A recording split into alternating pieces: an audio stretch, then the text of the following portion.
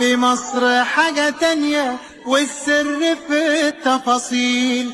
رمضان في مصر غير الدنيا طعمه بطعم النيل.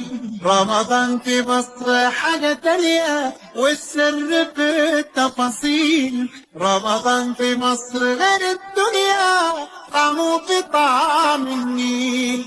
في كل حتة بنتمشى فوانيس وزينة في الشارع، صوت الأذان يدخل قلبك ونصلي تراويح في الجامع.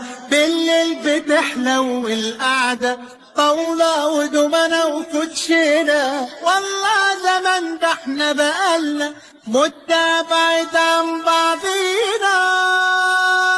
رمضان في مصر حاجة تانية والسر في التفاصيل. رمضان في مصر غير الدنيا طعم